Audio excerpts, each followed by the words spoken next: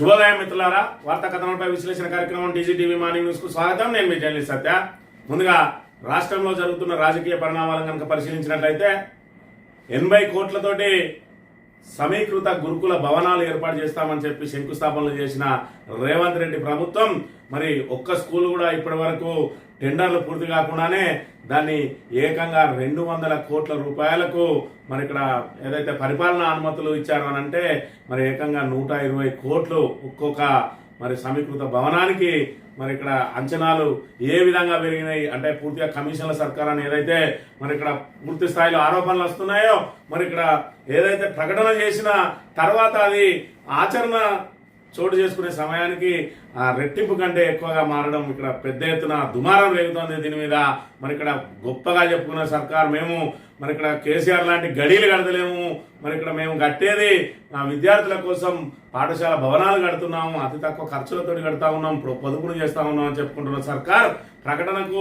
పరిపాలనా అనుమతులకు మధ్య 120 కోట్లు ఏకంగా పెరగడం అంటే రెట్టింపు కంటే ఎక్కువగా పెరగడాన్ని బట్టి మరి ఇక్కడ ఈ సర్కార్ పనితీరు ఏ విధంగా ఉన్నదో మనం ఇక్కడ అర్థం చేసుకోవచ్చు. ఇక మరొక వైపు చూసుకున్నట్టయితే నిన్న రోజున మరి ఇక్కడ ధాన్యం కొనుగోళ్ల మీద ఏదైతే తొలకరి ముందే వచ్చిన దాని మీద, ఋతుపవనాలు ముందే వస్తున్న దాని మీద, మరి యూరియా కొరత, అదేవిధంగా ధాన్యం కొనుగోలు కేంద్రాల్లో ఏ విధంగా అయితే దాన్ని పూర్తి స్థాయిలో కొనుగోలు చేపట్టాలని చెప్పి నిన్న రోజున మరి ఇక్కడ పౌర సరఫరాల శాఖ మంత్రి అదేవిధంగా ముఖ్యమంత్రి మరి దానికి సంబంధించి సమీక్ష కార్యక్రమాలు నిర్వహించారు. ఒకవైపు ధాన్యం కొనుగోలు కేంద్రాలు ప్రారంభమై 2 నెలలు దాటినా ఇప్పటి వరకు పూర్తి స్థాయిలో కొనుగోలు లేక సరైన సమయంలో ధాన్యం కొనుగోలు చేపట్టక అకాల వర్షాలతోటి అన్నదాతలు రోడ్లెక్కుతా ఉంటే ఇప్పటి వరకు పట్టించుకుని ప్రభుత్వం మరి ఇక్కడ అందాల పోటీల్లో మునిగి తేలింది. అందాల పోటీల మీద ఏ విధంగా అయితే ఆరోపణలు వెలువడ్డాయో దాని మీద పూర్తిగా అబాస్ పాలైందో అందాల పోటీల నుంచి పక్కకొచ్చి ఇప్పుడు రైతు సమస్యలు అంటూ కొత్త రాగం అందుకున్నది. రైతు సమస్యల సంబంధించి ఆ సమస్యల పరిష్కారం పేరుతోటి మరి ఇక్కడ నిన్న రోజున సమీక్ష నిర్వహించడానికి ఇప్పుడు దొరికింది రేవంత్ రెడ్డికి టైం. అంటే అందాల పోటీల నుంచి ఇప్పుడిప్పుడే బయటపడతా ఉన్నాడు రేవంత్ రెడ్డి. అది అబాస్ పాలవడంతో అనే విషయాన్ని మనం ఇక్కడ ప్రధానంగా గమనించాలి. మరోవైపు చూసుకున్నట్టయితే ఏదైతే కేబుల్ కుంభకోణం కూడా మరి 10% కమిషన్ కావాలని చెప్పి ఎస్పీడీసీఎల్కి సంబంధించిన వైర్ల కొనుగోలు కూడా మోకాలంటున్నాడట ఒక మంత్రి. 10% కమిషన్ ఇస్తేనే మరి ఆ కొనుగోళ్లకు అనుమతిస్తా అని చెప్పి చెప్తున్న వైనాన్ మరి ఇక్కడ నమస్తే తెలంగాణ ఈరోజు వెలుగులోకి తీసుకొచ్చిన అంశాన్ని మనం ఇక్కడ ప్రధానంగా గమనించాలి.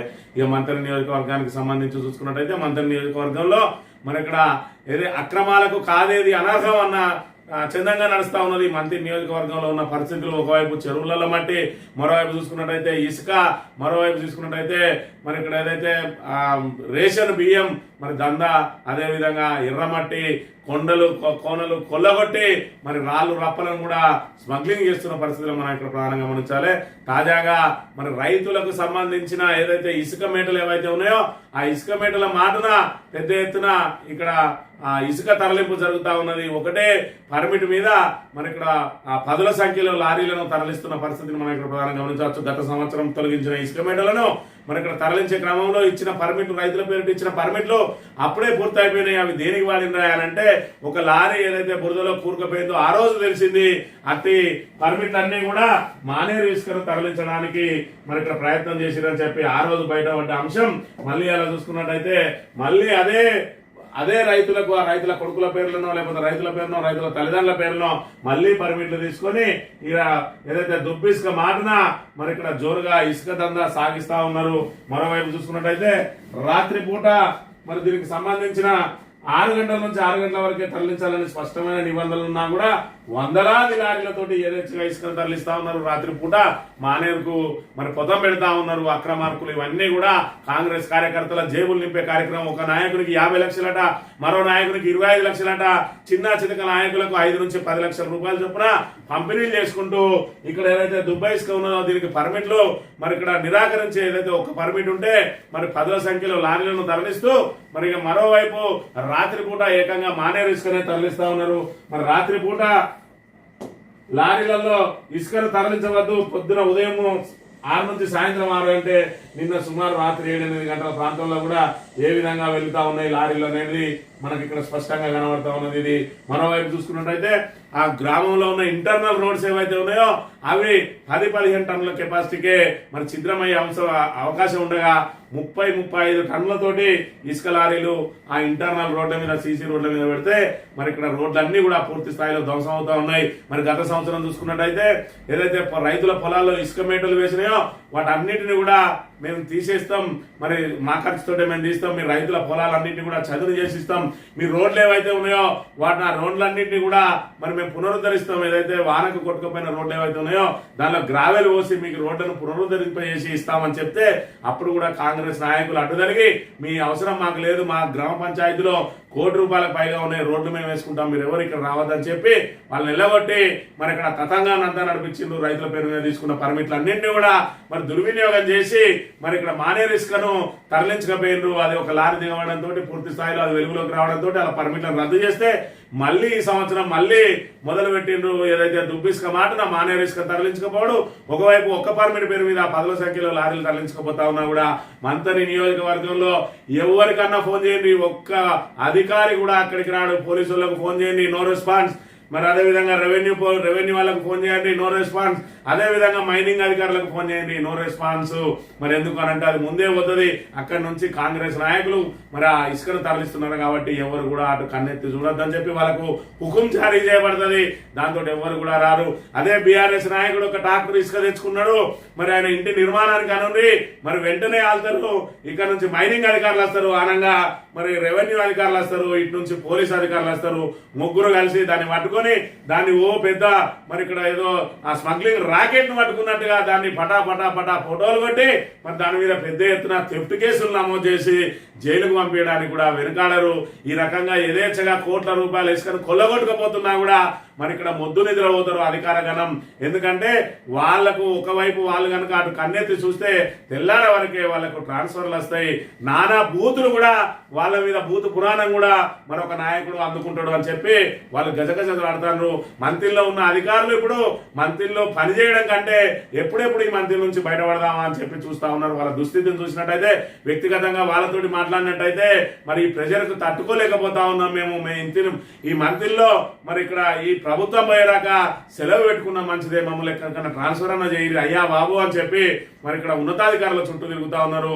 గతంలో చూసుకుంటే రామగిరి పోలీస్ స్టేషన్లో ఒక ఎస్ఐ ఒత్తిడి తట్టుకోలేక సిపికి పదే మరి ఇక్కడ ఆయన విజ్ఞాపనలు పెట్టుకొని సార్ నేను ఇక్కడ పని చేయలేను, మరి ఇక్కడ నన్ను పంపినని చెప్పి చెప్పుకున్న పరిస్థితి కూడా మనం ఇక్కడ చూడవచ్చు. ఇటు పోలీస్ అధికారులు అయితే, ఇటు రెవెన్యూ అయితే, ఇటు మరి మైనింగ్ అయితే, ఇతర ఏ అధికారులైనా ఆ ఒత్తిడికి మాత్రం తాళలేకపోతా ఉన్నారు. ఒత్తిడి తట్టుకోలేక వాళ్ళు మరి ఇక్కడ ఖచ్చితంగా చట్టవిరుద్ధమైన పనులు చేయాల్సి వస్తా ఉన్నదని చెప్పి వాళ్ళు వాపోతా ఉన్నారు. వాళ్ళ పరిస్థితి ఆ విధంగా ఉన్నది. ఎందుకంటే యథా రాజా తదా ప్రజ అన్నట్టు ప్రభుత్వమే అక్రమాలను ప్రోత్సహిస్తూ ఉంటే మరి అధికారుల మీద హుకుములు జారీ చేస్తూ ఉంటే అధికారులు కూడా ఏం చేయలేని దుస్థితిలో ఉన్నారనే విషయాన్ని మనం ఇక్కడ గమనించాలి. ఏది ఏమైనా కూడా మరి ఇక్కడ యథేచ్ఛగా కాంగ్రెస్ పార్టీ నాయకులు ఈ రకంగా మరి దుబ్బిసుక మాటన మరి పెద్ద ఎత్తున ఇసుకను కొల్లగొట్టుకుపోతా ఉన్నారు. ఒకవైపు దుబ్బిసుకు సంబంధించి పర్మిట్లు కూడా ఒక పర్మిట్ 10ల సంఖ్యలో లారీలు పోతా ఉన్నాయి.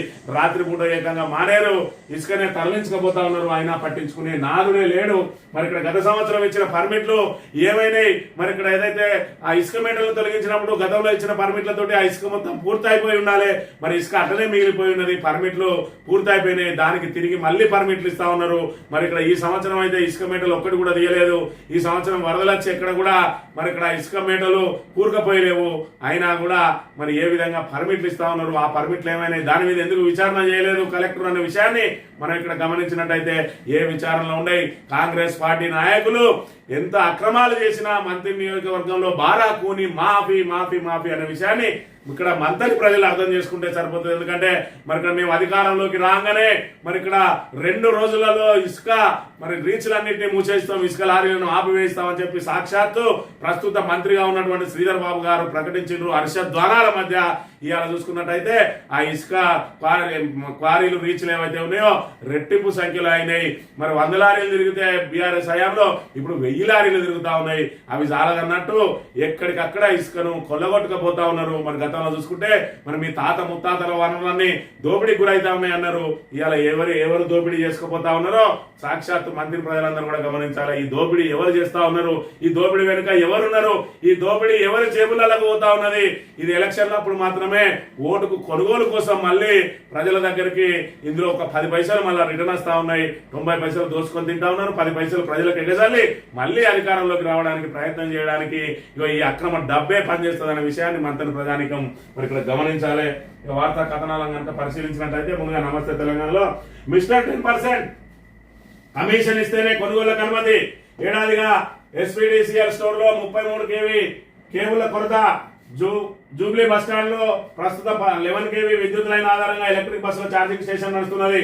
బస్సులు పెరిగిన నేపథ్యంలో ఆర్టీసీ అధికారులు 33 kV విద్యుత్ లైన్ కోసం టీజీఎస్పీడీసీఎల్ కు దరఖాస్తు చేశారు. 10 కోట్లు అవుతుందని అంచనా వేయగా అధికారులు డిస్కమ్ గా మొత్తాన్ని డివైడ్ చేశారు. దీంతో గన్రాజ్ నుంచి జేబీఎస్ వరకు 33 kV ఫీడర్ లైన్ వేసేందుకు డిస్కమ్ అధికారులు ఏడాది కింద కాంట్రాక్టర్ కు పనులు అప్పగించారు. 90% పైగా పనులు పూర్తయినాయి. కేవలం 600 మీటర్ల కేబుల్ వేయాల్సి ఉన్నది. కానీ డిస్కమ్ స్టోర్ లో కేబుల్ లేక 4 నెలలుగా పనులు నిలిచిపోయినాయి. ఆర్టీసీ అధికారులు ఎన్నిసార్లు విద్యుత్ అధికారులను సంప్రదించినా ఫలితం ఉండడం లేదు. ఈ ఛార్జింగ్ స్టేషన్ అందుబాటులోకి వస్తే కరెంటు బిల్లుల రూపంలో మరి ఇక్కడ డిస్కమ్ కు నెలకు 20 లక్షల ఆదాయం వస్తుందని అంచనా. కానీ కేబుల్ కొనుగోలు మిస్టర్ 10% అనుమతి ఇవ్వడం లేదని ఎస్పీడీసీఎల్ వర్గాలు చెప్తున్నాయి. ఇది ఒక్క ఉదాహరణ మాత్రమే. కేబుల్ లేక అర్థంతరంగా ఆగిన కోట్ల రూపాయల పనులు ధర ప్రకారమే సరఫరా చేస్తా ఉంటున్న కంపెనీలు, అదనపు భారాన్ని భరించలేమంటున్న కాంట్రాక్టర్లు, తేల్చలేక తలపట్టుకుంటున్న ఉన్నతాధికారులు, ఎస్పీడీసీఎల్ కు నెలకు కోట్ల ఆదాయానికి గండి ఎక్కడికక్కడ నిలిచిపోయిన సమ్మర్ యాక్షన్ పనులు, ఫీడర్లపై అధిక భారం, సరఫరాల అవంతరాలు. మరి ఇక్కడ చూసుకున్నట్టయితే కొత్తగా ఎలక్ట్రిక్ బస్సులు వచ్చినాయి.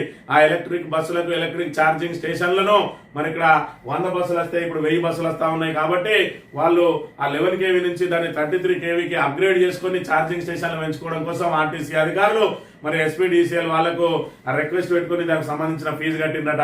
మరి వాళ్ళు కూడా కాంట్రాక్టర్ అప్పగిస్తే 90% పనులు పూర్తయినాయి. మరి ఇంకొక 10% కావాలంటే 600 మీటర్ల కేబుల్ కావాలన్నట. మరి 600 మీటర్ల కేబుల్ కావాలని అంటే దానికి సంబంధించి 210 కోట్లేమో ఖర్చు అవుతుంది. మరి అందులో 10% నాకు ఇస్తేనే మీకు అనుమతిస్తా అని చెప్పి మరి ఈ ఎవరైతే కమిషన్ల మంత్రిగా పేరు వేయడో ఆ కమిషన్ల మంత్రి మోకాలు అడ్డం పెట్టిండట. దాంతో 21 కోట్లు ఇందులో ఎట్లా సర్దుబాటు చేయాలి? ఎస్ఎస్ఆర్ రేట్ల ప్రకారమే మనం టెండర్లు పిలిచినాం. మరి కాంట్రాక్టర్ ఇవ్వాలంటే ఆయనకు మిగిలేదే మరి 10%. ఆ 10% ఈయనకేస్తే ఆయన ఏం పని చేస్తారు అన్న సందంగా అధికారులు తలలు పట్టుకుంటా ఉన్నారు. ఇప్పుడు ఎస్ఎస్ఆర్ రేట్లను మరి రివైజ్ చేస్తే తప్ప ఆ మంత్రికి కమిషన్ ఇవ్వలేని దుస్థితిలో ఈ రోజు ఆర్టీసీ ఇబ్బందులు పడతా ఉన్నది. ఎస్పీడీసీఎల్ కు వచ్చే నెలకు 20 లక్షలు వచ్చే ఆదాయం ఆగుతా ఉన్నది. నాకు అవన్నీ సంబంధం లేదు, నాకు 10% ఇస్తేనే మీకు కేబుల్ కొనడానికి అవకాశం ఇస్తా అని చెప్పి మంత్రి చెప్తా ఉన్నాడు. ఇక్కడ నమస్తే తెలంగాణలో మరి ఇక్కడ ప్రచురించిన అంశాన్ని మనం ఇక్కడ చూడవచ్చు. ఇది ఇంకొక మరి అంచనాల పెంపుకు సంబంధించిన 2400 కోట్ల స్కామ్ అని చెప్పి మరి ఇక్కడ నిన్నటి నుంచి పెద్ద ఎత్తున సోషల్ మీడియాలో దుమారం రేగుతా ఉన్నది. ఇంటిగ్రేటెడ్ స్కూల్స్ ఏవైతే ఉన్నాయో యంగ్ ఇండియా ఇంటిగ్రేటెడ్ స్కూల్స్ అని మరి దానికి సంబంధించి గురుకులాలన్నింటినీ కూడా ఒక్కచోట చేసి సమీకృత భవనాల పేరుతోటి మరి ఇక్కడ ఏర్పాట్లు చేస్తామన్నారు. అది 1600 కోట్లు మరి నుంచి 4000 కోట్లకు పెరిగిందట. అంటే 20 కోట్ల రూపాయలతోటి మన 20 ఇంటిగ్రేటెడ్ స్కూల్ 80 కోట్ల రూపాయలతోటి కనుక చూసుకున్నట్టయితే 1600 కోట్లు అయితే దాన్ని ఇప్పుడు 200 కోట్లకు పెంచింది ఒక్కొక్క స్కూలు. మరి ఇక్కడ 4000 కోట్లు అవుతున్నాయి. మరి 2400 కోట్లు ఎక్కడికి పోతాయి? మరి ఇదంతా స్కామ్ అని చెప్పి మరి ఇక్కడ పెద్ద ఎత్తున దుమారం రేగుతున్న పరిస్థితిని అయితే మనం ఇక్కడ చూడవచ్చు. ఇక్కడ చూసుకున్నట్టయితే ముందర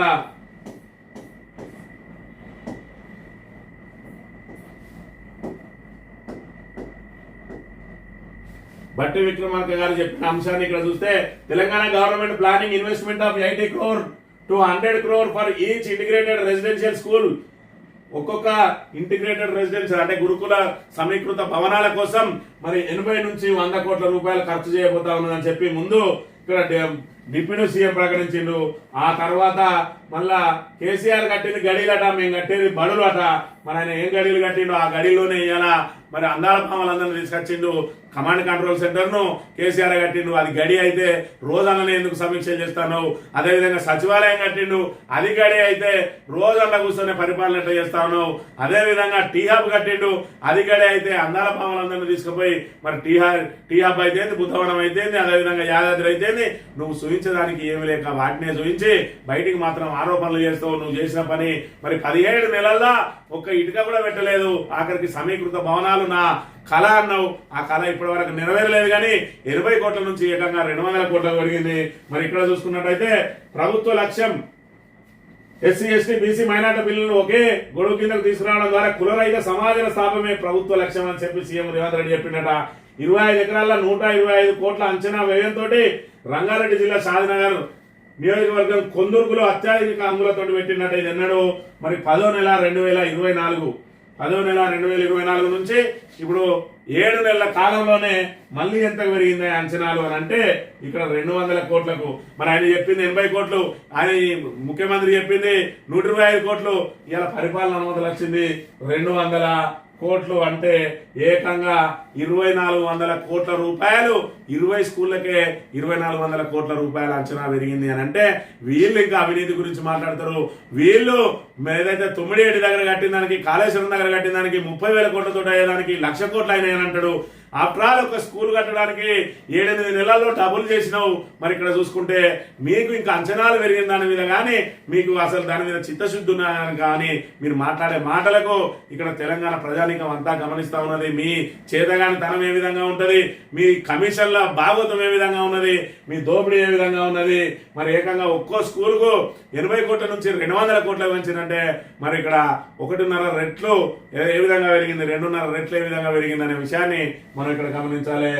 గతంలో 80 కోట్లతో కడతా ఉన్న డిప్యూటీ సీఎం 125 కోట్లతో భవనానికి శంకుస్థాపన చేసిన రేవంత్ రెడ్డి తాజాగా 20 భవనాలకు 4,000 కోట్లతో అనుమతులు. స్కూళ్ల నిర్మాణం వెనుక భారీ కుంభకోణం ఉన్నదంటున్న మరి ఇక్కడ మన్నె కృషాంక్ ఒక్కో ఇండియా ఇంటిగ్రేటెడ్ స్కూల్ నిర్మాణానికి 80 నుంచి 100 కోట్లు ఖర్చు అవుతుందని జూలై 24 ఏదైతే మరి 2024 జూలైలో అంటే అక్టోబర్ కష్టపడి కాదు మరి ఇక్కడ 80 నుంచి 100 నుంచి 125 నుంచి 150 కోట్లకు వచ్చింది. మరి ఇక్కడ అక్కడ నుంచి మే వచ్చేటప్పటికి 2025 మే వచ్చేటప్పటికి మరి 200 కోట్లకు ఏకంగా పెరిగింది అని అంటే దీని వెనుక మరి ఏం నడుస్తా ఉన్నది, ఈ మిగతా డబ్బులన్నీ ఎవరి జేబులకు పోవడానికి అంచనాలు పెరుగుతా ఉన్నాయి. అసలు తట్టెడు మట్టేయకముందే మరి డబ్బుల కంటే ఏ విధంగా రెట్టింపైనాయి అనే విషయాన్ని మనం ఇక్కడ ప్రధానంగా గమనించాలి. ఇప్పటి వరకు వాళ్ళు ఒక కట్టిన నిర్మాణం లేదు, సాధించిన ప్రగతి లేదు, చేపట్టిన పథకం లేదు. కానీ ఇక్కడ ఏదైతే మొదటి ఆ స్కూల్ ఏదైతే ప్రకటించిందో మళ్ళీ ఇప్పుడు పరిపాలన అనుమతుల వరకే 80 కోట్ల నుంచి 200 కోట్లకు అయింది. 2,400 కోట్ల భారీ కుంభకోణం ఇలా చోటు చేసుకున్నదని చెప్తున్న పరిస్థితి మనం ఇక్కడ గమనించవచ్చు. ఇక ఇక్కడ చూసుకున్నట్టయితే నైరుతి రుతుపవనాల ఆగమనం, బంగాళాఖాతంలో ఏర్పడిన అల్పపీడనం ప్రభావంతో రాష్ట్రంలోని పలు ప్రాంతాల్లో మంగళవారం భారీ వర్షాలు కురిశాయి. ముఖ్యంగా కరీంనగర్, వరంగల్, ఆదిలాబాద్ ఉమ్మడి జిల్లాలో దంచుకొట్టాయి. పలు చోట్ల వాగులు పొంగి పొరినాయట. చాలా గ్రామాల్లో విద్యుత్ సరఫరాకు అంకితం ఆటంకం కలిగింది. పిడుగుపాటుకు రాజన్న సిరిసిల్ల జిల్లా ఇల్లంతకుంట మండలం గొల్లపల్లిలో గొర్రెల కాపరి మృతి చెందిన భారీ వర్షానికి మంచిర్యాల జిల్లా నిన్నెల మండలంలో కొట్టుకుపోయిన ఎర్రవాగు వంతెన తాత్కాలిక రోడ్డు.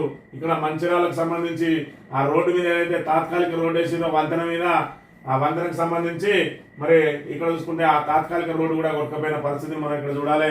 మరి ఇక్కడ వర్షాకాలం ముందే ఊరికి వచ్చింది.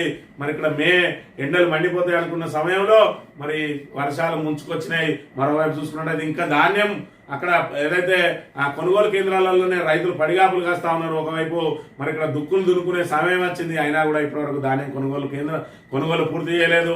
ఇప్పటి వరకు అందాల పోటీలో మునిగి తేలిన రాష్ట్ర ప్రభుత్వం మరి ఇక్కడ మంత్రులు, ముఖ్యమంత్రి అందరూ కూడా మరి అందాల పోటీల చుట్టే తిరిగిర్రు. అందాల పోటీలు అబాసు పాలై ప్రభుత్వం అప్రతిష్ట పాలైన తర్వాత అందాల పోటీలకు ముఖం చాటేసి ఇప్పుడు రైతు సమస్యలు అని చెప్పి కొత్త రాగం అందుకుంటున్న పరిస్థితి మనం గమనించాలి.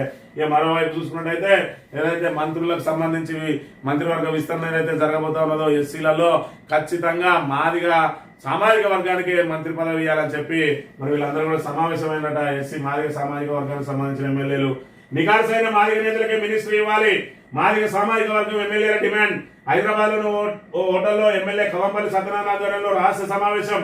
ఎమ్మెల్యే లక్ష్మీకాంతరావు, అడ్లూరి లక్ష్మణ్ కుమార్, సామ్యాలు హాజరు. ఇప్పుడున్న మంత్రిది మాదిగ ఉపకలమనే ఆరోపణ. మీనాక్షి నటరాజన్కు ఫోన్ ద్వారా సమాచారం. ఢిల్లీకి వచ్చి స్వయంగా కలవాలని మీనాక్షి సూచన. 4 రోజుల క్రితమే సీఎం ఏఐసిసి అధ్యక్షుడికి లేఖ. ఇక్కడ చూసుకున్నట్టయితే మాదిగ సామాజిక వర్గానికి సంబంధించిన మంత్రి పదవి అడుగుతున్న ఎవ్వరు కూడా ఇందులో సీనియర్ లేరు. కవ్వంపల్లి సత్యనారాయణ ఈయన మొదటిసారే, మరి ఇక్కడ లక్ష్మీకాంతరావు ఈయన కూడా మొదటిసారి, అడ్లూరి లక్ష్మణ్ కుమార్ ఈయన మరి ఏదైతే గజనీ మహమ్మద్ దండయాత్ర లాగా పోటీ చేసి 4 సార్లు ఓడిపోయి 5వసారికి మరి ఇక్కడ ధర్మపురం నుంచి గెలిచిండు. మందర సామ్యులకు అనుకోకుండా టికెట్ వచ్చి ఆయన గెలిచిండు. ఇక్కడ చూసుకున్నట్టయితే వీళ్ళు మంత్రి పదవి ఆశించే దానిలో దీని వెనుక భారీ కుట్ర దాగి ఉన్నది. ఏదైతే మరి ఇక్కడ మాదిగ సామాజిక వర్గానికి ఇవ్వాలని, మరొకటి ఎస్సీకి, ఒకటి బీసీకి, మరొకటి రెడ్డికి, ఇంకోటి ఎస్టీ సామాజిక వర్గానికి ఇవ్వాలని చెప్పి ఏదైతే మరి ఇక్కడ అధిష్టానం తీర్మానం చేసుకున్నదో, అధిష్టానం ఇవ్వాలని చెప్పి మరి ఇక్కడ బయటకు వచ్చిందో, మరి వాళ్ళు ఈ సామాజిక వర్గాలను మరి ఇక్కడ కూర్పుతోటి చేయాలని చెప్పి అనుకున్న దాన్ని వివేక్ చెక్ పెట్టడం కోసం ఒక మంత్రి వీళ్ళ వెనుక మరి వీళ్ళు ఆడిస్తా ఉన్నాడు. వీళ్ళందరినీ కూడా మంత్రి పదవి మీద ఎవరికి ఆశ లేకున్నా కూడా ఆఖరికి ప్రభుత్వం విప్పించిండు. అడ్డూరు లక్ష్మణ్ కుమార్ కు ఆయన కూడా మళ్ళీ మంత్రి పదవి అడుగుతా ఉన్నాడు. ఆయనకు ప్రభుత్వ విప్పుతోటే ఆయన ఆనందంగా ఉన్నాడు. నేను మొదటిసారి ఏదైతే ఎమ్మెల్యేగా అయిందో నాకు ఈ పదవి ఇచ్చి నన్ను గౌరవించింది కాంగ్రెస్ పార్టీ అని చెప్పి ఆయన మరి అక్కడ సంతృప్తిగా ఉంటే ఆయనను కూడా ముందర పెట్టి ఎందుకు చక్రం దింపుతా ఉన్నారు అని అంటే, మరి ఎస్సీ సామాజిక వర్గానికి సంబంధించి మంత్రి పదవి ఇచ్చినట్టయితే వివేక్ మరి ఇక్కడ లైన్ క్లియర్ అవుతుంది. మరి వివేక్ మొదటి నుంచి మోకాలు అడ్డుతున్న మంత్రి ఎవరు అంటే మరి ఇక్కడ ఏదైతే ప్రోటోకాల్ వివాదంతో మొన్ననే వాళ్ళ విభేదాలు అన్ని కూడా బయటపడ్డాయి. అయినప్పటికీ కూడా ఎంపీని తొక్కిపెట్టే ప్రయత్నం చేస్తా ఉన్నారు. కాకా ఫ్యామిలీ మీద కక్ష తీర్చుకునే ప్రయత్నంలో ఉన్నది దుద్దిల్ల ఫ్యామిలీ.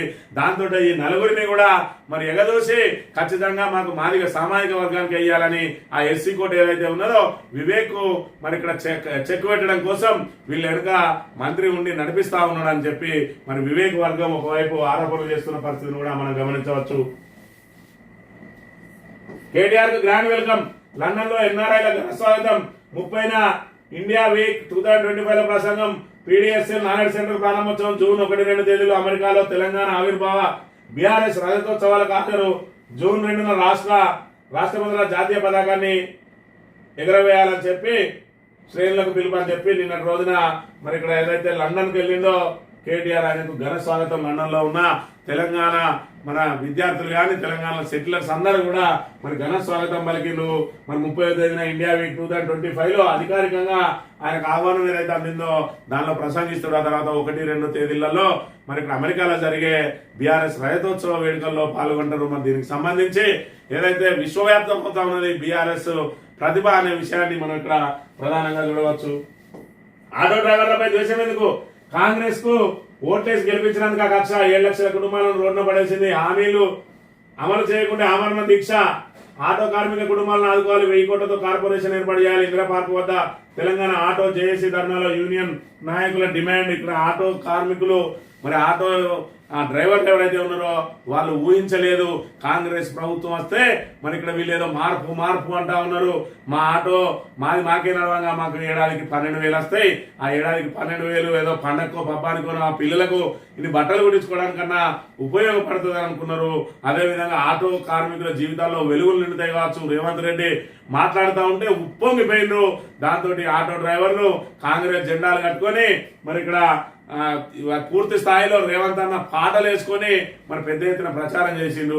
ఉచిత బస్ వచ్చి వీళ్ళ జీవితాలను నాశనం చేస్తుందని చెప్పి ఆ రోజు ఊహించలేకపోయిండు. మరి వీళ్ళకి ఏమైనా ప్రత్యామ్నాయం చూపించిందా కాంగ్రెస్ ప్రభుత్వం అని అంటే మేనిఫెస్టోలో ప్రకటించిన 12,000 ఇప్పటి వరకు ఇవ్వడానికి ముందుకు రావడం లేదు. ఆటో డ్రైవర్లు మరి ఇక్కడ పూర్తి స్థాయిలో ఆత్మహత్యలకు పాల్పడతా ఉన్నారు.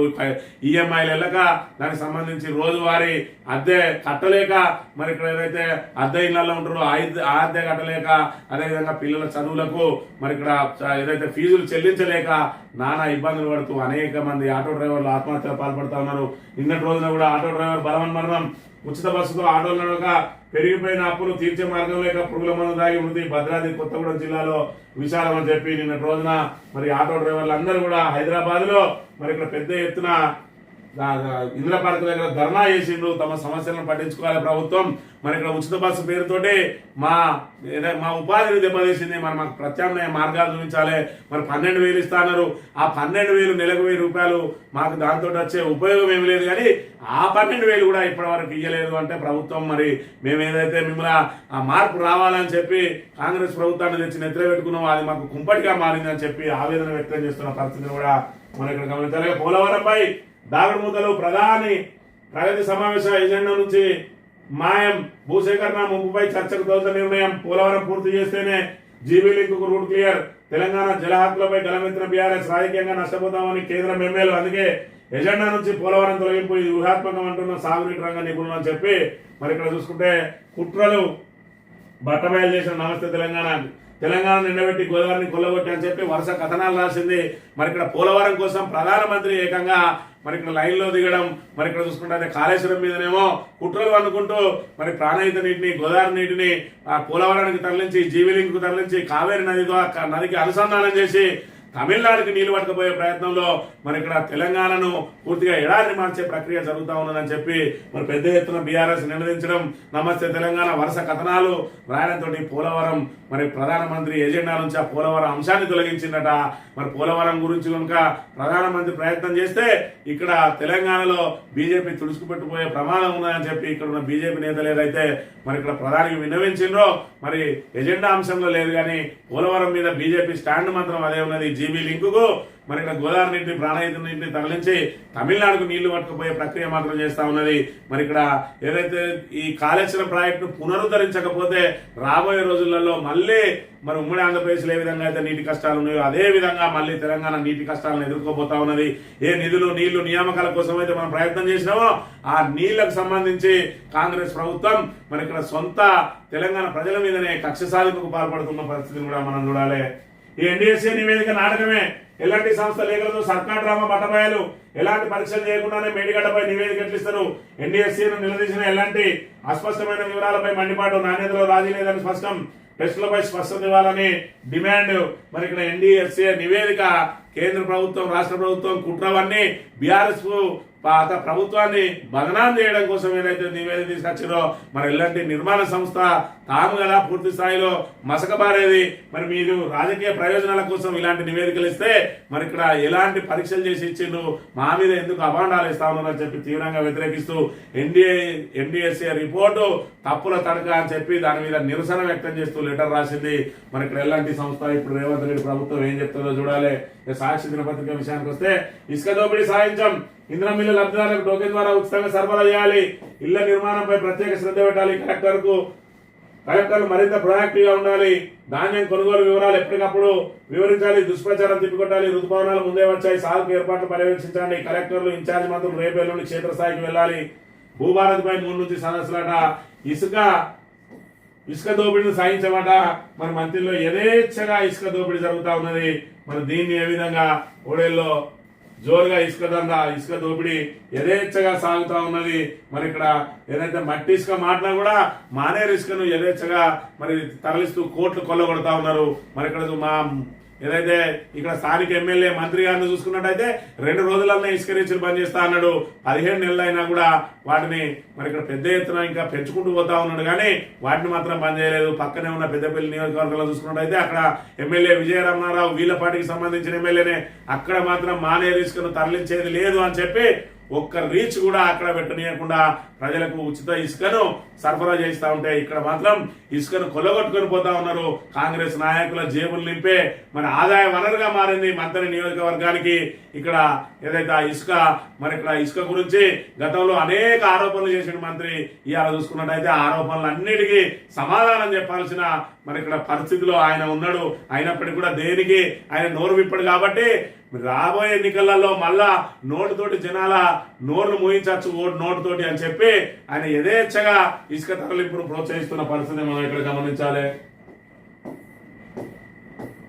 5వ విచారణ కేసీఆర్ జస్టిస్ ఘోష్ కమిషన్ ఎదుట హాజరుగానున్న మాజీ సీఎం కాళేశ్వరంపై తన వాదనలు వినిపించనున్న బీఆర్ఎస్ నేత అని చెప్పి మరి ఇక్కడ ఆ పీసీ ఘోష్ కమిషన్ ఏదైతే విచారణ జరపడానికి మరి ఇక్కడ నోటీసులు ఇచ్చిందో దానికి హాజరు కావాలని చెప్పి నిర్ణయించిందని చెప్పి మరి ఇక్కడ రాబోతా ఉన్నాడని చెప్పి ఇక్కడ వార్త ప్రచురించింది. ఏదేమైనా పీసీ ఘోష్ కమిషన్ ఆల్రెడీ నివేదికనిచ్చే తరుణంలో వాళ్ళకు 2 నెలల ఎక్స్టెన్షన్ ఇచ్చి మరి కేసీఆర్ ను హరీష్ రావును పిలవకపోతే మేము ఇప్పటివరకు చేసిన ఆరోపణలలో మరి మేమే ఇరుక్కపోయే ప్రమాదం ఉంటాయి కాబట్టి వాళ్ళు తప్పు చేసినా చేయకుండా కనీసం విచారణ కన్నా విలువండి.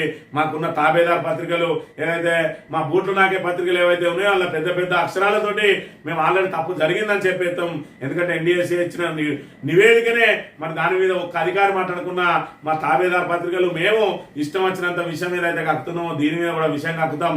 మరి ఇయ్యిందని చెప్పాను 2 నెలల ఎక్స్టెన్షన్ ఇస్తే వీళ్ళ విచారణ అవసరం లేకున్నా కూడా మరి ఇప్పుడు నోటీసులు ఇచ్చినట్టుగా ప్రతిపక్షాలు ఆరోపణలు చేస్తున్న పరిస్థితి మనం గమనించాలి. ఏదేమైనా ఆ ప్రతిపక్షాలు మరి ఇక్కడ ప్రతిపక్ష తరపున బీఆర్ఎస్ అధినేత ఏదైతే ఉన్నదో మరి ఇక్కడ కాళేశ్వరం ప్రాజెక్టుకు సంబంధించి ఇవాళ అపర భగీరథుల్లాగా 3 సంవత్సరాల్లోనే తెలంగాణకు నీటి కష్టాలు తీర్చిన కేసీఆర్ అదంతా కూడా పీసీ ఘోష్ కమిషన్ కు వివరణించి మరి పూర్తి స్థాయిలో కాంగ్రెస్ ప్రభుత్వం చేస్తున్న దుష్ప్రచారాన్ని ఎండగట్టాలని నిర్ణయించుకున్నారు. అందుకే కమిషన్ ముందు హాజరు కావడానికే మరి నిర్ణయించుకున్న పరిస్థితిని మనం ఇక్కడ గమనించాలి. ఆంధ్రజ్యోతి విషయానికి వస్తే ఇక కోతి కొబ్బరి సిప్పత్తుల కింద లేదంటే మరి ఇక్కడ ఆంధ్రజ్యోతి కిట్టిగానికి మరి ఏదైతే రేవంత్ రెడ్డి సర్కార్ ఏదైతే బురదలో కూరుకుపోతుందో దాన్ని జాకీలు పెట్టి లేపే ప్రయత్నానికి సంబంధించి మరి కవిత అంశాన్ని ఇక్కడ తీసుకొని బీఆర్ఎస్ ను మరి పూర్తి స్థాయిలో బదనాం చేయాలని చెప్పి ఒక కార్యక్రమానికి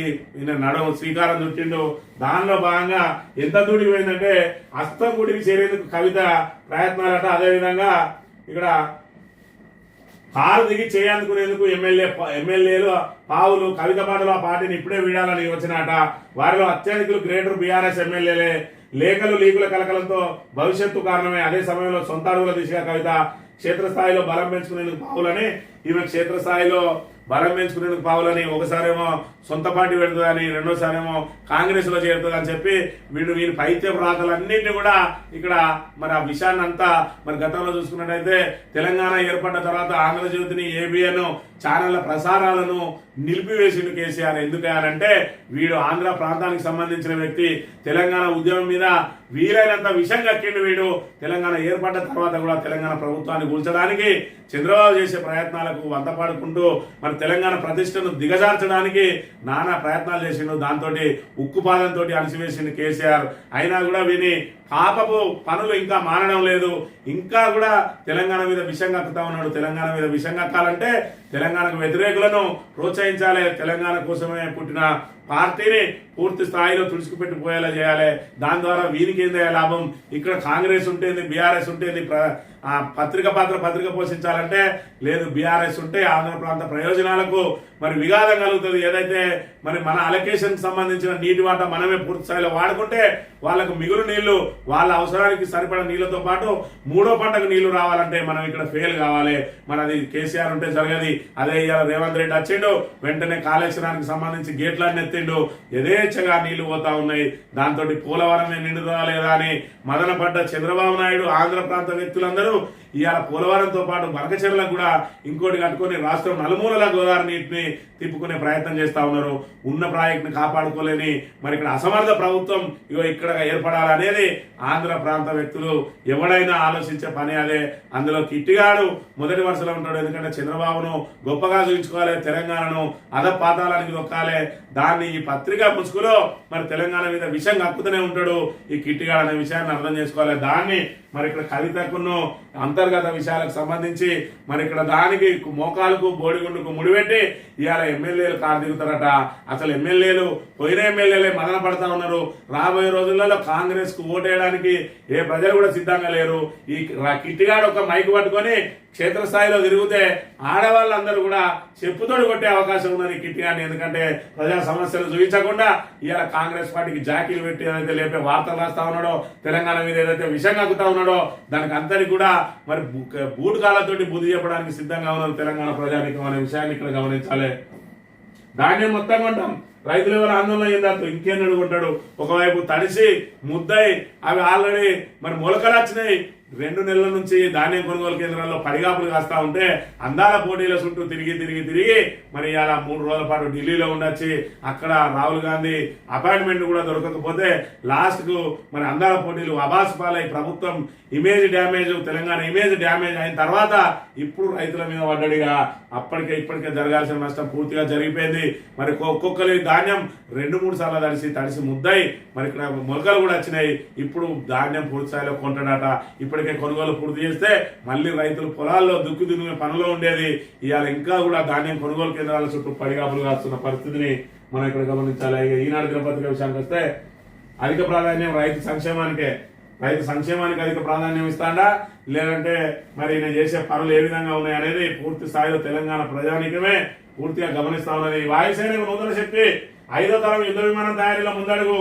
ఆంధ్ర ప్రాజెక్టు ఎగ్జిక్యూషన్ నమూనాకు రక్షణ శాఖ ఆమోదం, దేశీయ పరిజ్ఞానానికి పెద్దబిడ్డ అని చెప్పి మరి ఇక్కడ యుద్ధాలు పాకిస్తాన్ తోటి ఉద్రిక్తతలు వస్తున్న వేళ మరి అస్త్రశస్త్రాలన్నింటినీ కూడా సిద్ధం చేసుకోవడానికి, దేశీయంగా మనం టెక్నాలజీ డెవలప్మెంట్ చేసుకోవడానికి మరి ఇక్కడ భారత్ సర్వశక్తులు అడ్డుతున్న పరిస్థితిని కూడా మనం ఇక్కడ చూడాలి. పద్మాలు అందుకున్న ప్రముఖులు తెలంగాణ నుంచి మందకృష్ణ, ఏపీ నుంచి కేఎల్ కృష్ణ, రాఘవేంద్రాచార్య ఇటకేలకు మరి ఇక్కడ మందకృష్ణకైతే గుర్తింపు లభించింది. ఆయన ఏదైతే 30 ఏళ్ల నుంచి మరి ఎస్సీ వర్గీకరణ కోసం ఏదైతే పోరాటం చేసిండ్రో ఆ పోరాటం మరి ఇక్కడ కోర్టు ద్వారా నెరవేరింది. దాంతో పాటు ఆయన పోరాటానికి మరి ఇక్కడ పద్మ అవార్డు లభించింది. ఇదంతా కూడా మనం మరి దీన్ని స్వాగతించాల్సిన అవసరం. ఒక దళిత మరి సామాజిక వర్గానికి సంబంధించిన వ్యక్తి తన సమాజాన్ని మరి ఇక్కడ తన సామాజిక వర్గాన్ని ఉన్నతంగా నిలబెట్టుకోవడం కోసం, వాళ్ళని కూడా పైకి తీసుకురావడం కోసం తమ ఏ విధంగా అయితే మరి ఇక్కడ అదే సామాజిక వర్గంలో మరి ఇక్కడ ఉన్నతంగా ఉన్న కులాలు తమనే విధంగా అనగదొక్కుతా ఉన్నాయో తమకు మరి ఇక్కడ సమానత్వం రావాలంటే వర్గీకరణతోనే సాధ్యం అని చెప్పి ఆ వర్గీకరణ అంశాన్ని ఎంఆర్పిఎస్ పేరుతో నెత్తికెత్తుకొని చివరకు విజయం సాధించి ఇలా ఉన్నతమైన పద్మ అవార్డును దక్కించుకున్న మందకృష్ణ మాదిగకు ఈ సందర్భంగా ఖచ్చితంగా శుభాకాంక్షలు చెప్పాలి. ఇది ఈ రోజు మార్నింగ్ న్యూస్ తెలియపరచడం. Thank you very much.